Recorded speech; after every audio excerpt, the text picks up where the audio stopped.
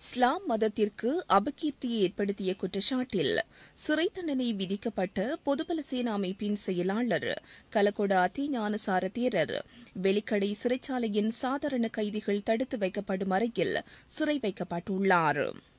இதன்படி பதிவு செயல்முறைக்கு பின்னர் ஞானசார தேரர் சிறையில் அணிய வேண்டிய ஆடையை பரிந்துரைப்பதில் சிறைச்சாலைகள் கட்டளை சட்டம் பின்பற்றப்படும் என சிறைச்சாலைகள் திணைக்களம் தெரிவித்துள்ளது.